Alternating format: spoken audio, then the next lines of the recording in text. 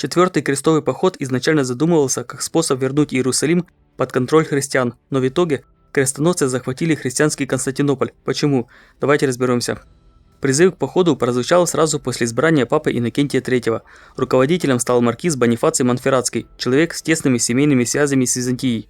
Сухопутный путь был слишком тяжелым, предыдущие походы это доказали. Поэтому крестоносцы выбрали морской маршрут, быстрее, но дорого.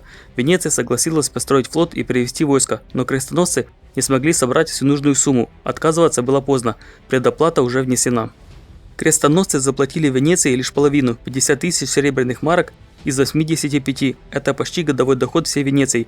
Для представления, это около 20 тонн чистого серебра. И дож Энрико Дандоло не собирался отпускать флот, пока не получит остаток. Он говорил, вложил в корабли огромные деньги и ждать больше не может. Оказавшись без средств, крестоносцы фактически попали в зависимость от венецианцев. Дандоло стал реальным руководителем похода, а Бонифаций – лишь формальным лидером.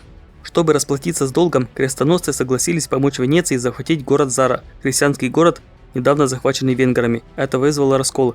Многие крестоносцы отказались нападать на христиан и покинули город. Папа Иннокентий III был в ярости. Он отлучил участников от церкви, но позже снял отлучение с большинства, кроме венецианцев. Даже после захвата Зары крестоносцы так и не покрыли долг перед Венецией. В этот момент к ним прибыл Алексей Ангел, сын свергнутого византийского императора. Он пообещал 200 тысяч марок и участие в крестовом походе, если они помогут вернуть ему трон. Дож Дандоло идею поддержал. По новгородской хронике византийцы когда-то ослепили его. Возможно, он искал мести. Кроме того, в Венеции помнили резню латинян в Константинополе в 1182 году, когда, по разным данным, погибло до 60 тысяч человек. Погром был жестоким. Папского легата убили, его голову волокли по улицам на хвосте собаки. Византия не имела торговых связей с Венецией, она ориентировалась на ее конкурентов – Геную и Пизу, и Бонифаций и Алексей по отдельности обратились к папе Иннокентию III за разрешением на поход. Папа ясно дал понять – не нападать на христиан, включая византийцев. Но Дандоло смог склонить его, когда Алексей Ангел пообещал, что после возвращения на трон подчинит православную церковь Риму.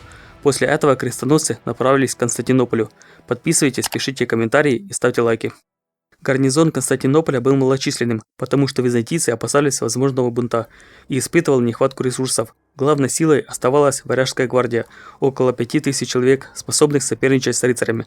Остальные – славяне, печенеги, турки и пизанцы – были менее надежны. Шаткости положения придавало то, что византийский народ относился к императору с недоверием, а крестоносцев, решавших поддержать его, воспринимал также враждебно. Ослабляло положение и болгарское восстание, приведшее к образованию Второго болгарского царства. Крестоносцы прибыли неожиданно, и византийцы не успели собрать подкрепления. Дополнительную угрозу создавала гавань Золотого Рога. Ее цепь, преграждавшая вход, была опущена. Вражеский флот смог вплотную подойти к морским стенам, в отличие от прошлых осад, когда византийский флот надежно защищал город с моря. Император Алексей III, застигнутый врасплох, бежал из Константинополя, прихватив золото, драгоценности и имперские регалии, рассчитывая сохранить власть в другой части империи. После его бегства жители открыли ворота крестоносцам, а Варяжская гвардия признала Исаака II и его сына Алексея IV соправителями. Город был взят без разграбления, крестоносцы ждали обещанной платы.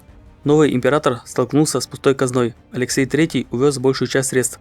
Алексей IV выплатил 110 тысяч серебряных марок, но оставшиеся 90 тысяч собрать не смог. Он даже приказал переплавить ценные реликвии, что вызвало недовольство жителей. Когда деньги кончились, крестоносцы стали грабить окрестности. Напряжение росло, а Византия теряла власть. Отдельные области, включая побережье Черного моря, отделились и создали собственную Трапезунскую империю. Византия ослабела. В феврале 1204 года новый император Алексей был убит византийцами и заменен придворным того же имени. Дандоло потребовал оставшиеся 90 тысяч серебряных марок, но Дука приказал крестоносцам уйти. Запасы крестоносцев были на исходе, и им пришлось попытаться взять город снова. Болгарский царь Калаян предложил помощь, но крестоносцы отказались, он не участвовал во взятии Константинополя. Рыцари стремились не только отомстить за двуличие византийцев в ходе предыдущих крестовых походов, но и получить немного славы и солидной добычи в процессе.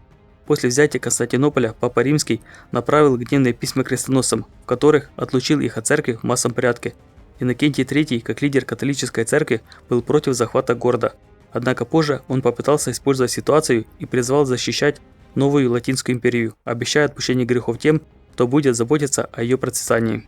Разграбив Константинополь, крестоносцы получили почти вдвое больше, чем им обещали изначально. Часть добычи ушла на компенсацию Венеции за расходы и долги. Она захватила знаменитую бронзовую квадригу, символ силы и величия Византии как наследницы Рима. Для Венеции это была демонстрация своей власти над Востоком и победы над бывшей христианской империей. Патриархом Константинополя стал венецианец Томмазо Морозини, что теоретически восстанавливало церковное единство Востока и Запада и соответствовало целям папства в крестовых походах. Подписывайтесь, чтобы не пропустить новые видео.